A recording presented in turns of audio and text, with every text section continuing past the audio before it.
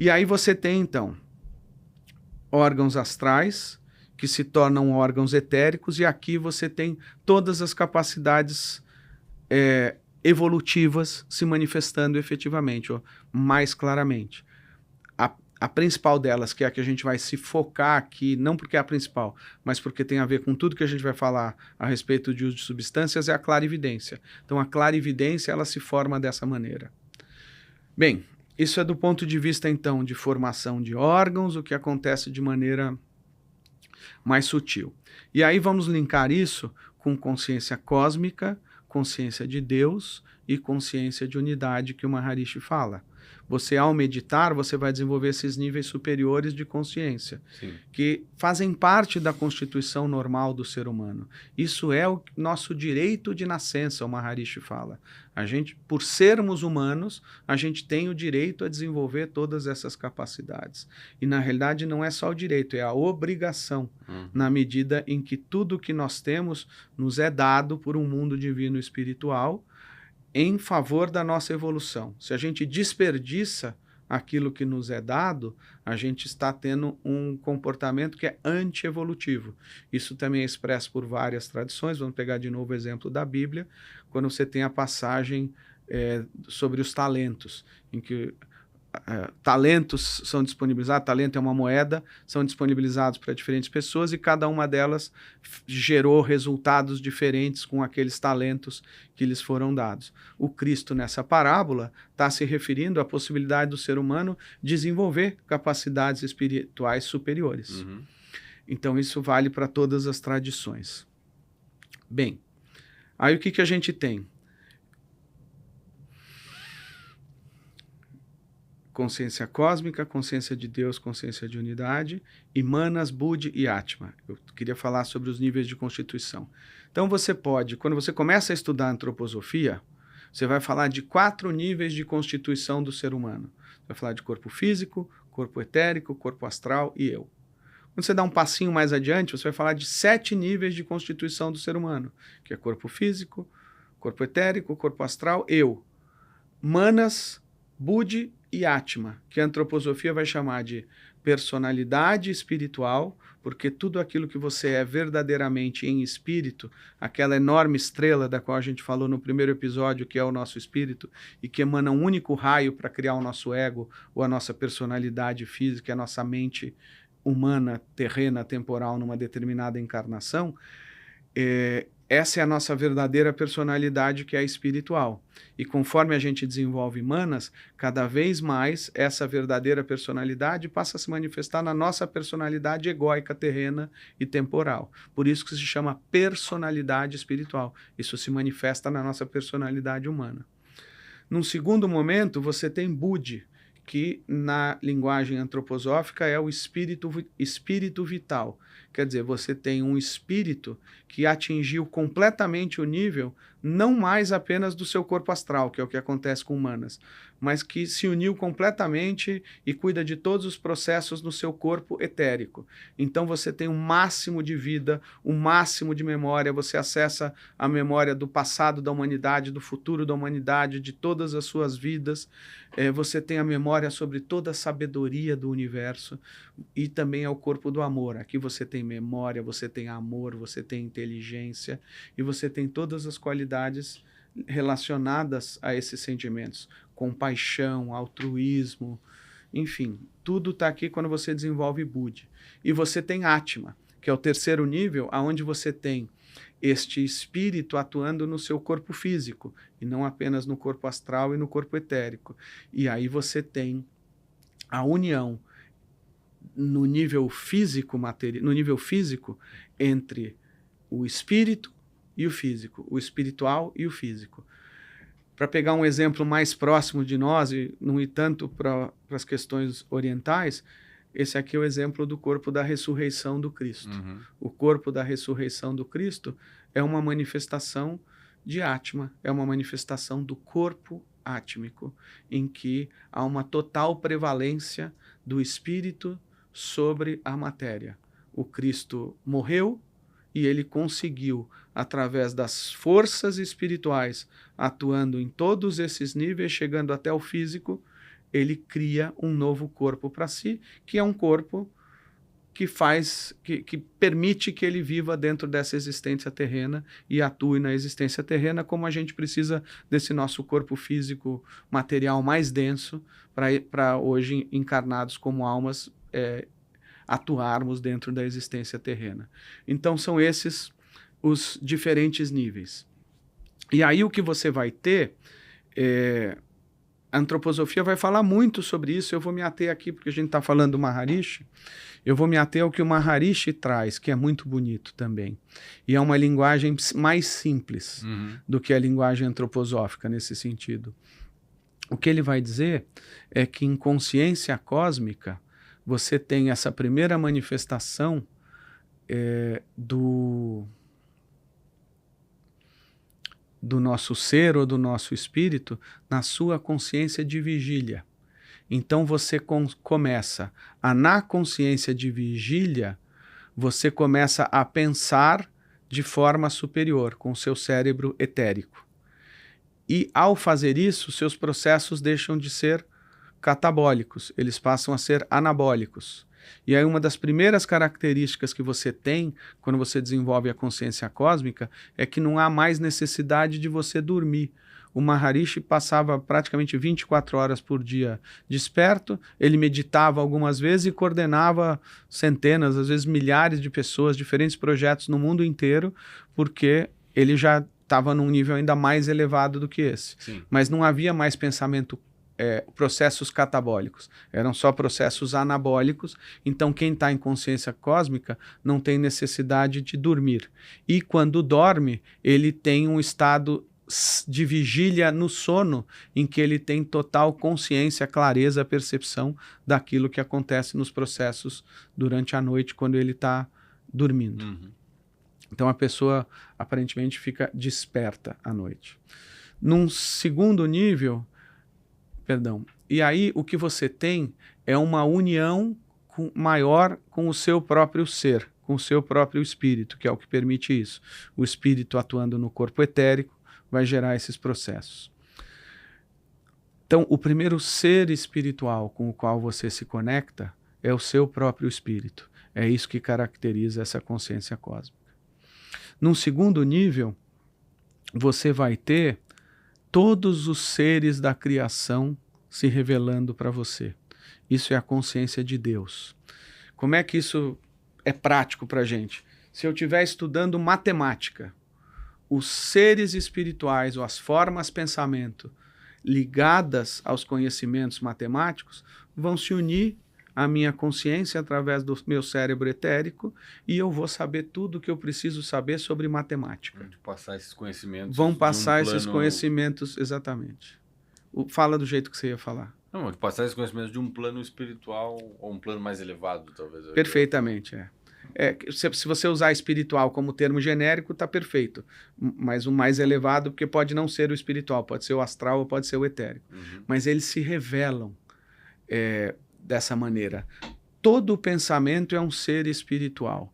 Todo sentimento é um ser espiritual. Toda vontade é um ser espiritual.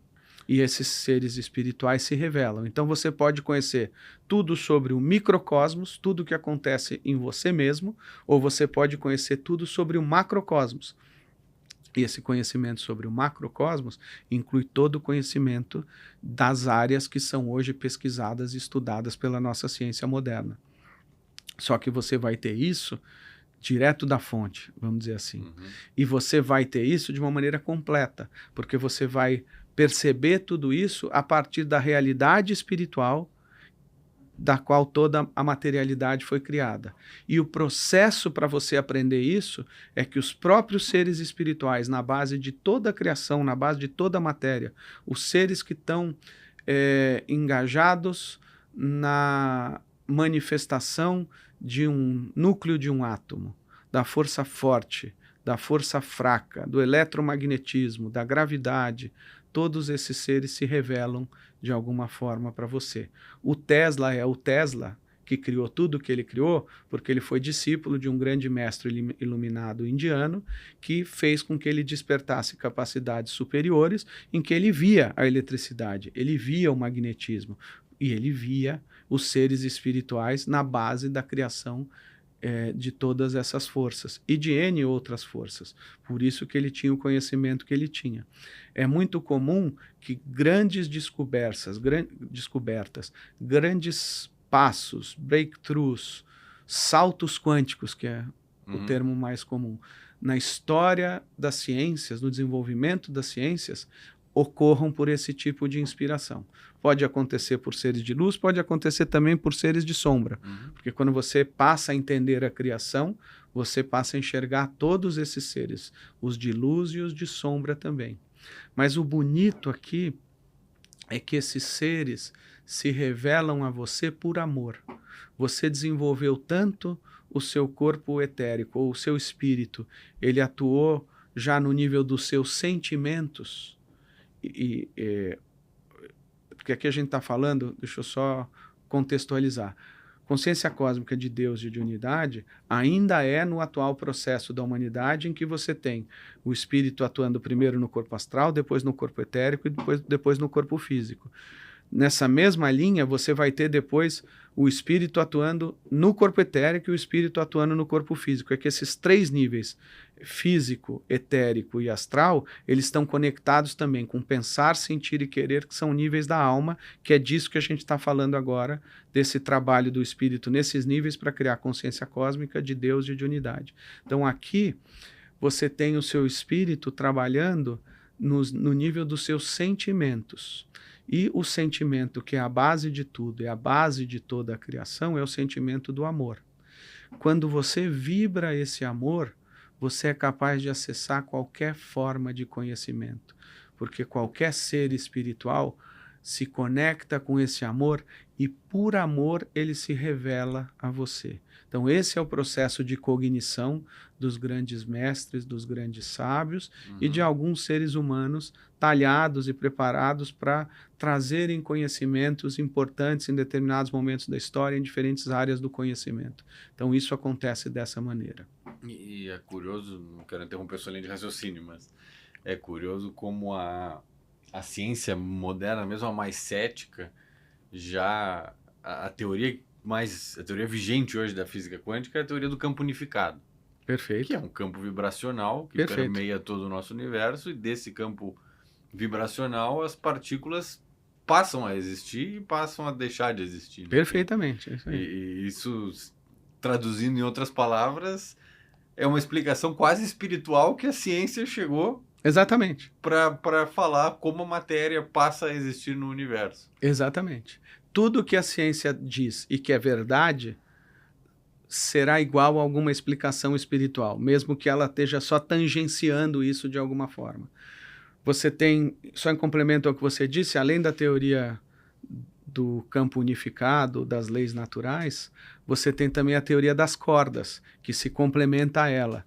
Então você tem um impulso de vontade, que é um impulso espiritual, que cria um determinado movimento na matéria, uma vibração, e que a teoria das cordas diz é que você pode criar a partir da vibração, e vibração é igual a som, mas vibração também é igual a luz, porque é uma correspondência. Sim.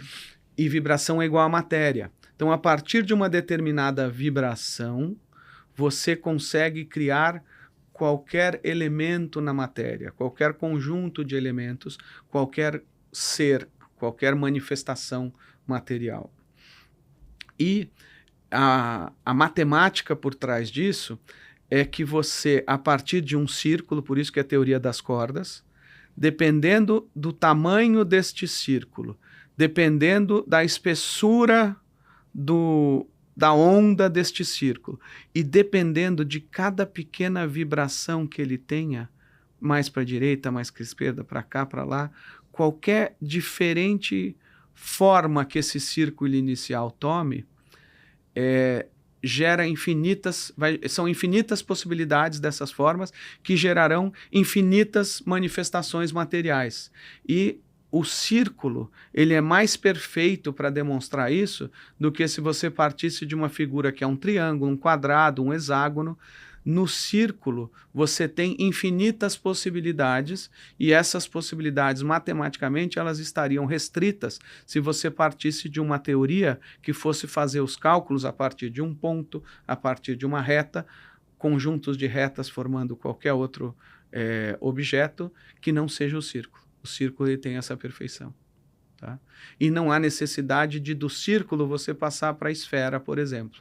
Por isso chama-se teoria das cordas. Tá?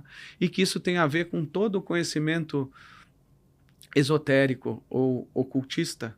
Eu evito um pouco falar a palavra ocultista, porque há o ocultismo do bem e há o ocultismo do mal. Mas aqui eu estou me referindo à sua origem como ocultismo do bem, ou do esoterismo, ou das ciências espirituais. Né? Você vai ter sempre o símbolo de uma cobra, ou duas cobras, uma mordendo o rabo da outra, ou de uma cobra mordendo o seu próprio rabo. Ouroboros. Ouroboros também é uma das formas de ver. Nos Vedas você tem a... Daqui a pouco eu me recordo. Vasudeva Kutumbakam.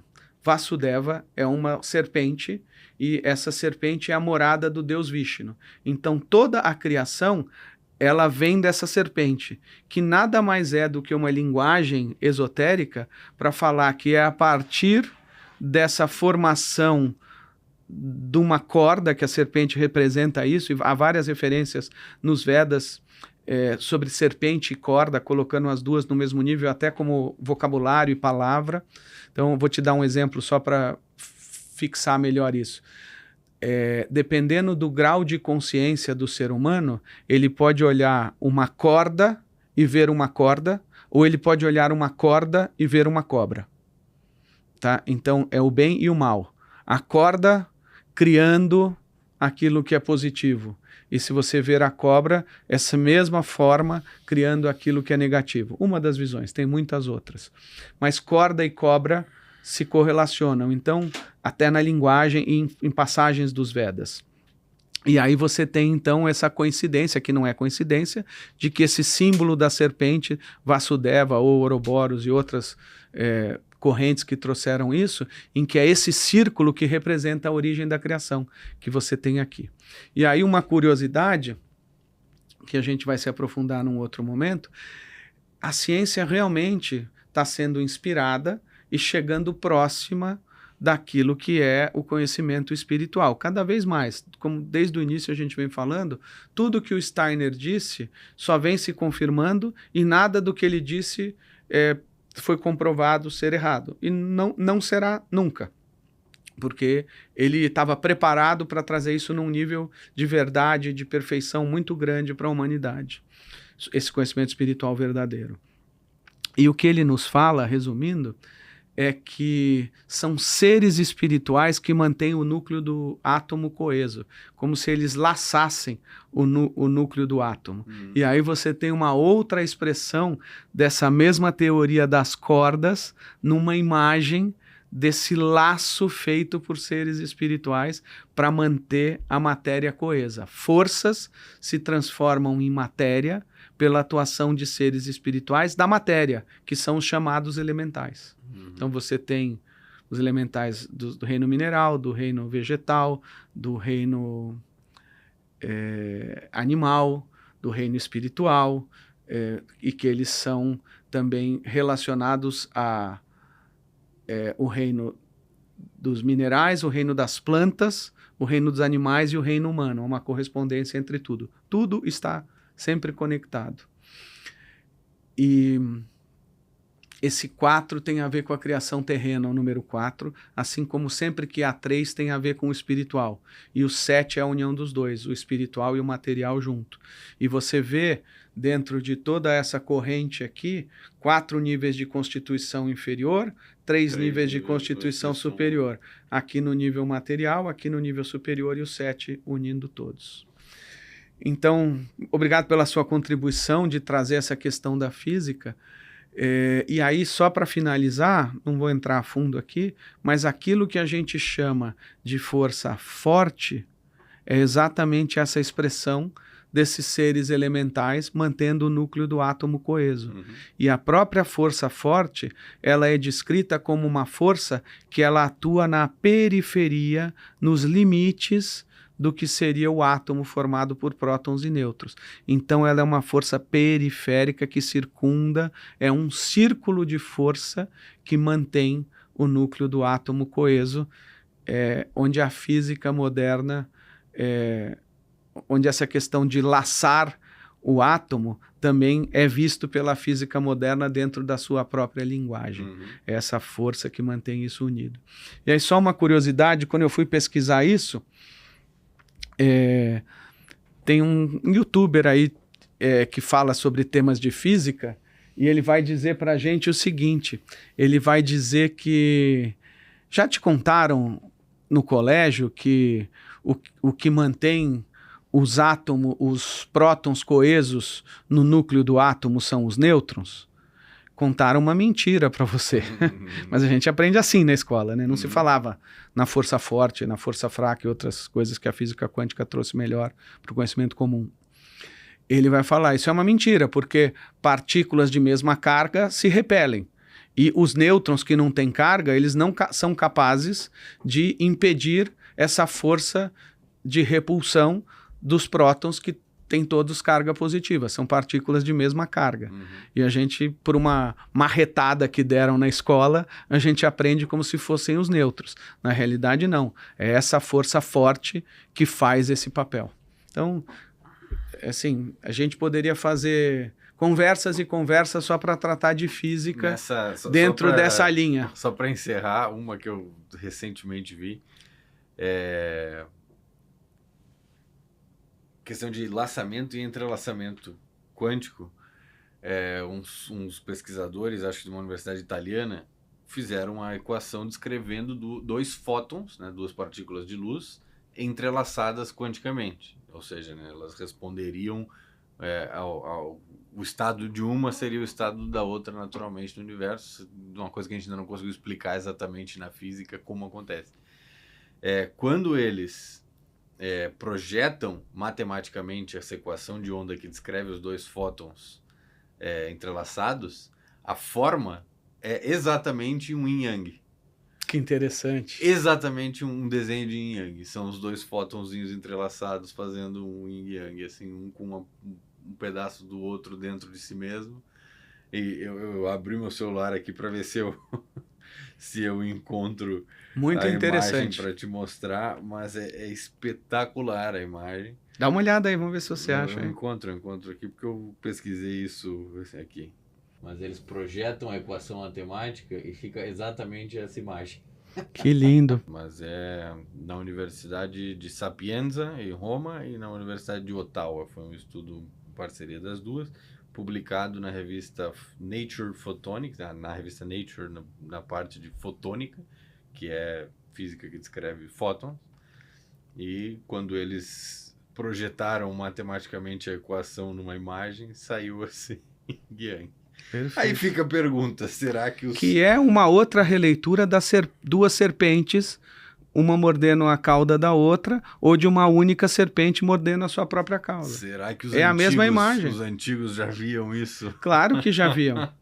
Meu caro, o Steiner diz o seguinte, que um ocultista, ele diz o seguinte, um ocultista clarividente como ele, quando ele quer ver o átomo, ele amplia o átomo e vê a imagem do átomo na sua frente. É uma das capacidades superiores que você pode gerar.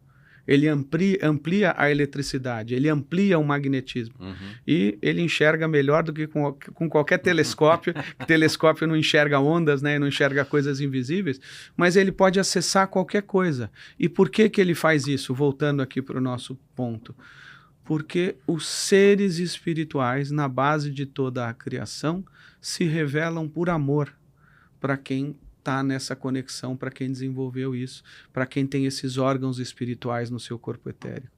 Quanto mais você evolui, mais o amor se imprime no seu corpo etérico, na sua personalidade, em todos os níveis da sua constituição. Estávamos falando de consciência de Deus quando a gente falou isso. E só para... Eu não vou sair daqui hoje sem falar um pouquinho do sentido da vida. Eu vou fazer um gancho no final que tem a ver com a frase do Buda. Aquilo que a gente pensa, a gente cria. Aquilo que a gente sente, a gente atrai. E aquilo que a gente acredita se torna a nossa realidade. Esse último nível está relacionado ao sentido da vida e está relacionado ao que você falou. Por isso que eu gostaria de falar disso nesse episódio, desse entanglement que você trouxe. Tem uma variação desse ditado muito boa que eu acho que é algum pensador chinês da antiguidade também, ou seja, próximo ao Buda. Eu usei aqui atribuído ao Buda, porque pode ter sido outro grande sábio, podem ter sido vários grandes sábios, mas o que mais se encontra é que essa frase é atribuída ao Buda. E eu acredito que seja mesmo, mas podem ter outros, tá? Tem uma que é tipo, cuidado com seus pensamentos, porque eles se tornam as suas palavras. Cuidado com as suas palavras, porque elas se tornam as suas ações. Cuidado com as suas ações, porque elas se tornam a sua vida. A sua realidade, a sua vida. É isso mesmo. Perfeito. Tá, total sintonia com o que a gente está falando aqui. Enfim, o terceiro nível, então, aí o que acontece? No primeiro nível, que é a consciência cósmica, a sua consciência de vigília é transformada. No segundo nível, que é essa consciência de unidade, que é essa consciência de Deus, todo o seu mundo onírico, tudo aquilo que você experimenta nos sonhos é transformado. E, de fato, você passa a experimentar a sua realidade como se ela fosse um sonho.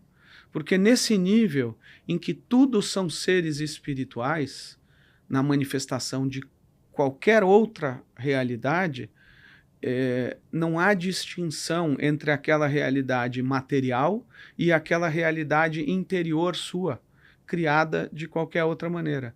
Tudo são seres espirituais. E a gente tem a ilusão de Maia, da matéria, de que isso aqui é a realidade. Então, a vida passa a ser experimentada conscientemente no nível do sonho, em que tudo são seres e você entende aquela manifestação, mas não há distinção.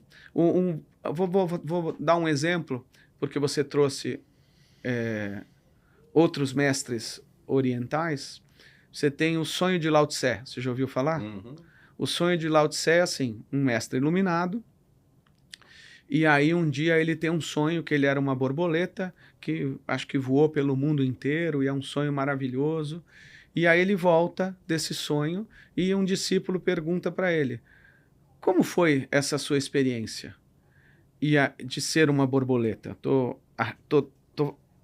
indicando aqui, talvez não seja exatamente isso, mas serve para exemplificar. E ele fala, eu não sei se eu sou um homem sonhando que era uma borboleta, ou se eu era agora eu sou uma borboleta sonhando que sou um homem. Então não sei se eu sou um homem sonhando que é uma borboleta ou uma borboleta sonhando que é um homem. E você tem muitos exemplos semelhantes a esse. Você tem as 4 principais escrituras indianas são os Vedas, o Bhagavad Gita, o Ramayana e o Yoga Vashishta. O Yoga Vashishta só trata de percepções como essa. Vashishta é um sábio de visão iluminada e ele é o responsável por iluminar o rei Ram, que era uma encarnação de Vishnu e não tinha essa plena consciência ainda disso, e ele vai mostrar para Ram que Ram é Vishnu e toda a natureza da realidade. E aí ele dá muitos exemplos como esse, de que você entra num sonho, dentro de outro sonho, dentro de outro sonho, uma hora você não sabe mais em que parênteses que você está, em que camada da realidade você está, quando você lê o Yoga Vashishta, e depois ele vai voltando e trazendo de novo para as camadas na qual eles estavam no início da conversa. Então, às vezes Vashishta estava falando com Rama. Aí Vashishta passa a narrar uma história em que outro sábio estava falando com um discípulo seu. E aí, dentro dessa história, o sábio que estava falando com o discípulo narra a história de um outro sábio, num outro nível, falando com outra pessoa. Então são várias camadas da realidade e é uma leitura que efetivamente transforma a consciência da gente. Eu já ouvi dizer que muito do Matrix é inspirado no Yoga Vashishta. Eu não fui a fundo para estudar, mas faz todo sentido. Assim como tem 2 filmes do Tom Cruise que entram muito nisso, que ele é o ator, né? Que entram muito nessa questão e que também parece que tem elementos que vieram do Yoga Vashishta. Mas no fundo é isso. Você está num nível da realidade em que você percebe o limiar do mundo espiritual. Você já percebe seres espirituais atuando em tudo aquilo que é a sua realidade, seja a realidade de vigília, seja a realidade de sonho. E aí essas 2 realidades, elas se aproximam. Então é isso que acontece aqui. Num terceiro nível, que é a consciência de unidade, como o Maharishi chama, e que tem uma correspondência com Atman, ele vai falar consciência cósmica, consciência de Deus e de unidade, exatamente por essa distinção, que você no momento atual da humanidade, você tem o espírito atuando nos níveis diferentes da alma, mas ainda não é diretamente no corpo etérico ou no corpo físico. Ao criar essa nomenclatura, ele criou algo que é verdadeiro sempre, sem precisar entrar nesse nível de detalhe, e que a antroposofia vai entrar nesse nível de detalhe, porque o que o Maharishi fez e o que a antroposofia fez são complementares. Nesse nível que ele chama de consciência de unidade, então, não é mais a percepção dos seres espirituais apenas. Não é que esses seres espirituais se revelam a você por amor. Nesse nível de unidade, esses seres espirituais se unem a você. Você é um com todos os seres. Vale dizer, você é um com toda a criação. Então é um outro nível de realidade. E aí você percebe que é o final do Yoga Vashishta, por exemplo, que o Rama vai falar: tudo é esse Brahman, o Brahman manifesto e o Brahman imanifesto. E na realidade, não dá nem para falar de Brahman manifesto e Brahman imanifesto, porque mesmo eles são um só nível, o manifesto e o imanifesto. E eu sou um com esse Brahman, e todos os seres são um com esse Brahman. E aí você tem nas escrituras indianas a referência de Thou art that. Você é aquilo. E esse that é sempre essa totalidade da criação em qualquer forma. Esse aquilo é assim. Então, thou art that. Você é aquilo. Então, você tem esse outro nível de unidade. Quando você tem esse outro nível de unidade, em que você é um com toda a criação, não existe mais distinção entre você e a divindade, e não existe mais distinção entre você e a materialidade, porque você é um, tanto com a divindade quanto com a materialidade. E nesse estado de ser um com a divindade e com a materialidade, é que você consegue a união de tudo que é material com tudo que é espiritual. E o responsável por isso é o ser humano. O papel do ser humano na criação tem a ver com isso. A união daquilo que se foi dividido. Aquilo que foi dividido para a própria evolução do ser humano, ele é reunificado quando o ser humano atinge a sua meta de evolução.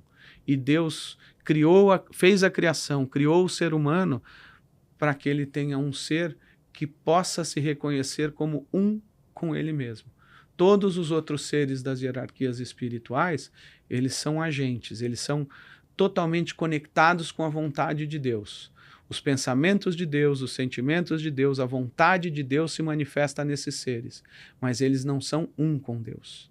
Eles são unidos nesse nível máximo com Deus. Aquele ser na criação que pode se tornar um com Deus é o ser humano. E esse é um dos propósitos, uma das formas de ver o propósito da criação. Uhum. Então, a consciência de unidade é isso. E aí, nessa consciência de unidade, você tem o total domínio do espírito sobre a matéria, porque espírito e matéria, que são opostos hoje, se tornam um nessa outra realidade. E aí você tem todos os fenômenos que você puder imaginar como milagres na matéria. Nenhum desses fenômenos é um milagre sob esse ponto de vista. É simplesmente uma ocorrência natural dessa unificação de tudo com tudo. Então, é um resumo do que a gente pode ver aqui. E aí, num outro episódio, a gente pode falar de como essas coisas se manifestam em diferentes níveis, em diferentes momentos, ao longo da evolução da humanidade. Aqui eu só queria dizer assim, nós ainda estamos no comecinho dessa trajetória, o nosso eu está começando a se desenvolver, a gente ainda tem íons de desenvolvimento. Só para trazer que é uma grande falsidade, e aí dentro do nosso contexto, achar que ao tomar uma substância, eu tenho uma frase a respeito da ayahuasca aí no caso. Se você toma ayahuasca uma vez, você fala com Deus. Não é uma verdade. Se você toma 2 vezes, Deus fala com você. E se você toma 3 vezes, você é um com Deus. Essa frase é só uma corruptela, uma distorção, uma inversão da verdadeira realidade espiritual. Para que a gente se torne, para que a gente fale com Deus, para que Deus fale com a gente, e todos esses seres se revelando a nós tem a ver com isso, ou para que a gente seja um com Deus, a gente tem íons ainda de desenvolvimento. Então a gente está querendo um atalho, a gente está querendo trazer algo para agora, que ainda tem o seu curso todo de manifestação. E ao fazer isso, a gente só está se enganando e criando um processo evolutivo anormal, que é ao ser anormal, esse processo evolutivo que é anormal, ele é um processo involutivo, porque apenas o processo normal é um processo evolutivo. Então você vai, durante algum tempo, quando você quer um atalho daquilo que tem o seu tempo para desenvolver, o que você tem quando você sai do caminho, você tem involução. Em determinado momento você pode voltar de novo para o caminho e sempre você vai poder voltar, sempre há chances para voltar. Quanto mais você saiu, quanto mais mal se manifestou na sua vida, mais forças você tem para voltar. Então todos os mecanismos da inteligência divina existem para te posicionarem de novo dentro do seu processo evolutivo. Mas o atalho vai gerar momentaneamente involução. Involução significa sofrimento para você, sofrimento para as pessoas próximas, significa destruição ao invés de criação, tá? Então, fazendo um paralelo com isso.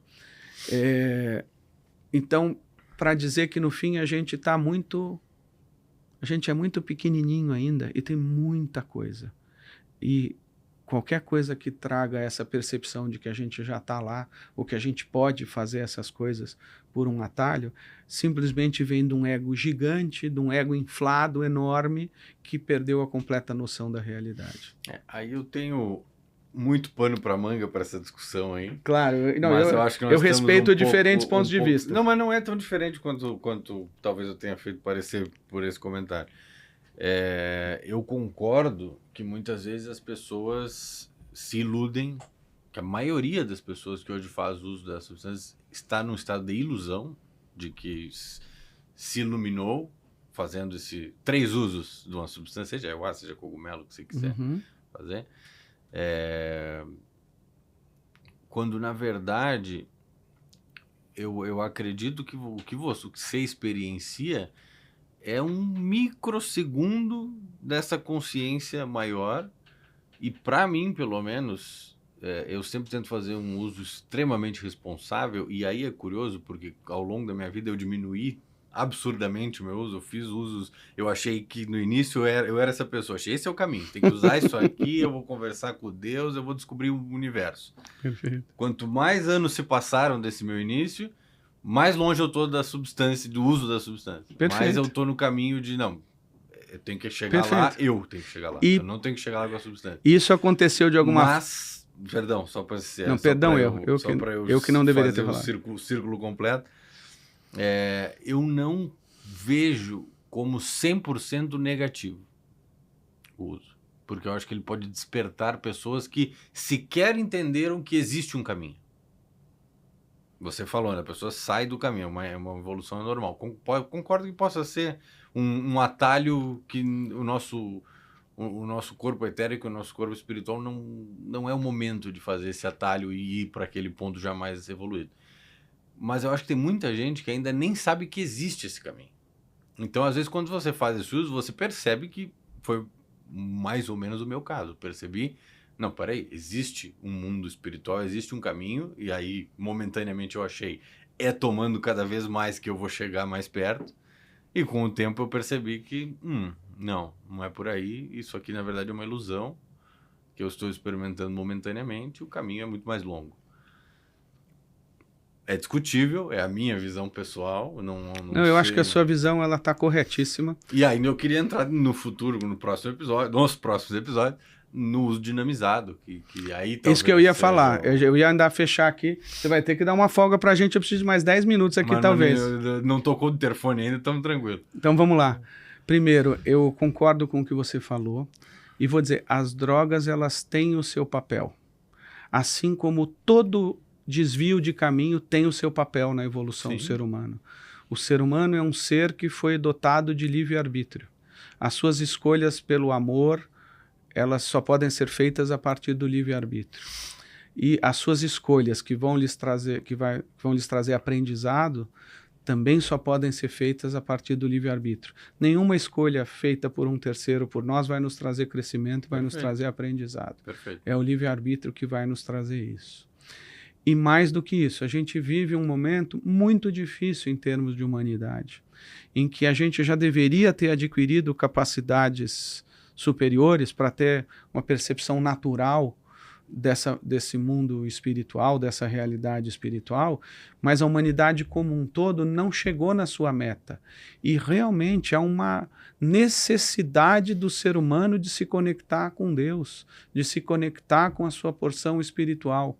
E é essa necessidade que gera o impulso de uso de uma substância.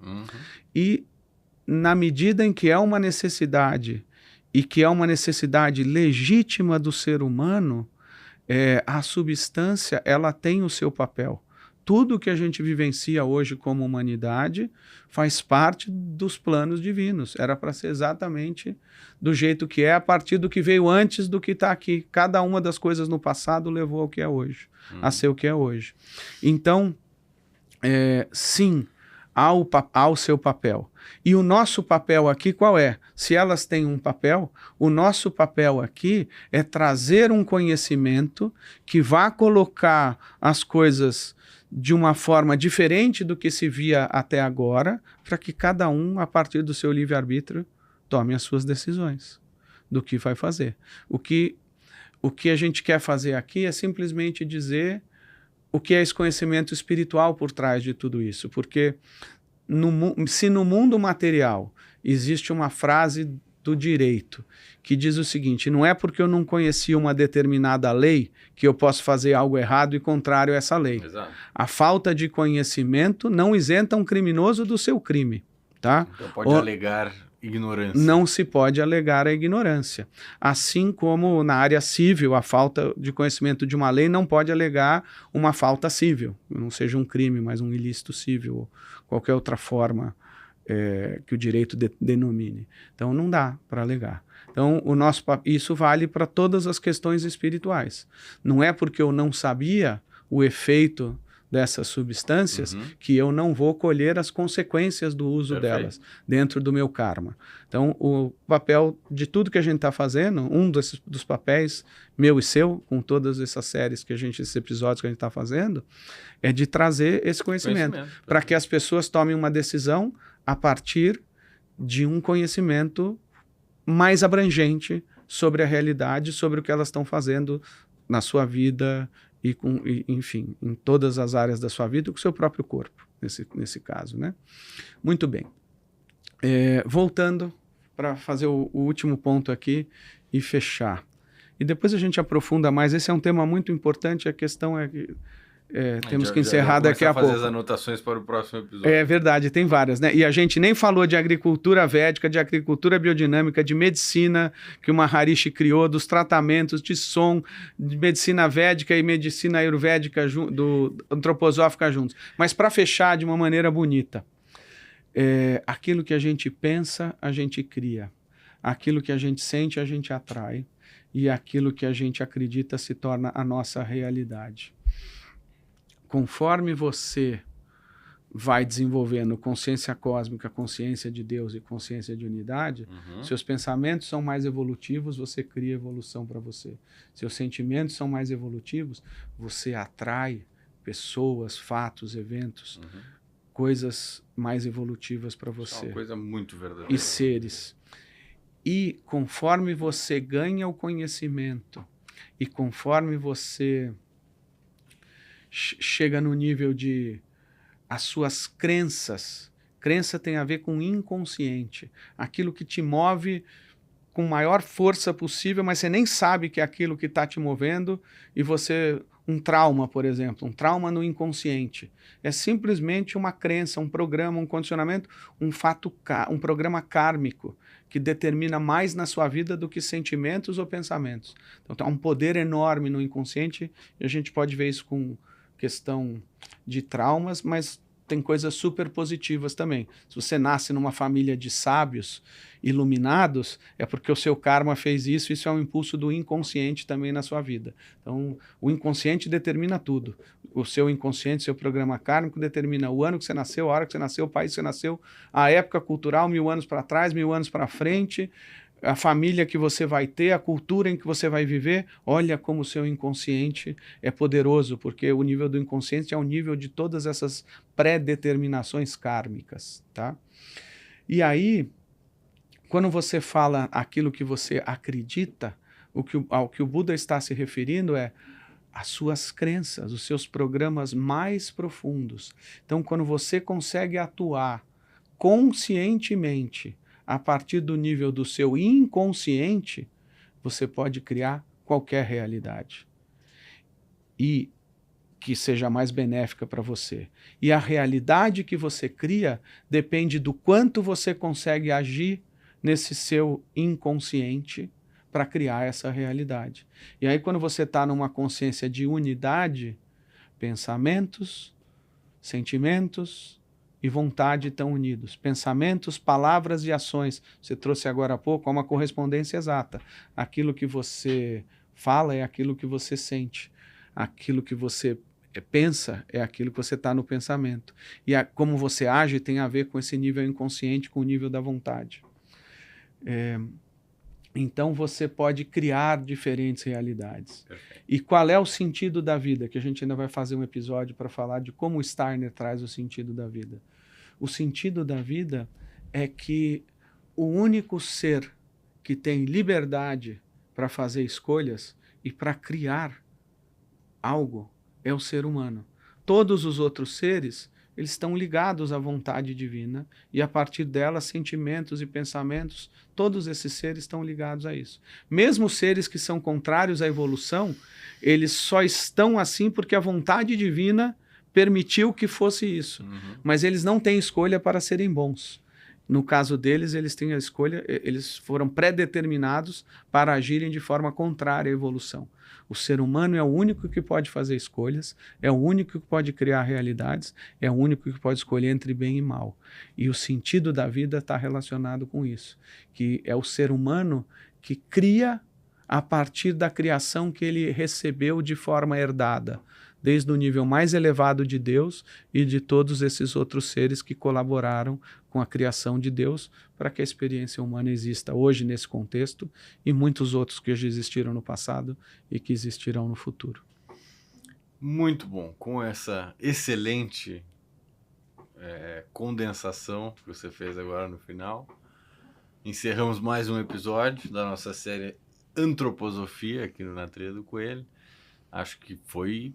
A gente está subindo cada episódio. É verdade, né? Nós estamos ficando mais confortáveis, mais confiantes. A gente já sabe que tem conteúdo anterior que nos permite falar coisa nova, embasada, né? Já começa a linkar porque vai ser falado para frente. E o que falou para trás, e já tem link com mais de um episódio, né? Tá ficando bom. Eu sou suspeito para falar, mas acho que nós estamos indo numa crescente. É legal, tá legal. Espero que continuemos assim até o final da série, que ainda faltam algumas aí. Mas mais uma vez, muito obrigado, Marcelo, pela sua presença. Eu digo mesmo, muito obrigado a você. E só está acontecendo algo tão bonito assim pela interação das nossas consciências. Com certeza. Se você não fosse esse ouvinte e ao mesmo tempo perguntador, É. na falta de uma outra palavra, quer dizer, se você não trouxesse as suas questões e ao mesmo tempo tivesse aberto para com aquilo que eu posso compartilhar, não haveria possibilidade de qualquer outra pessoa compartilhar isso, porque só existe uma transmissão verdadeira de conhecimento espiritual quando existe essa relação 1 a 1 entre dois seres humanos. Sem a menor O sombra meu de dúvida. ser se conecta com a minha consciência, que se conecta com o seu ser e com a sua consciência. E daí tudo flui de coração para coração, e eu sinto que isso está acontecendo desde o primeiro episódio e já é anterior dentro da nossa amizade e até relacionamento profissional que a gente tem. Muito obrigado, meu amigo. Maravilhoso. Caminhamos agora para o próximo episódio. Mais uma vez, obrigado pela sua audiência, seu tempo aí ouvindo a gente. Marcelo, brigadão. Muito obrigado a todos. Eu espero que esteja sendo construtivo. bom para quem está acompanhando esses nossos episódios. O nosso objetivo é o melhor possível. Maravilhoso. Obrigado a todos.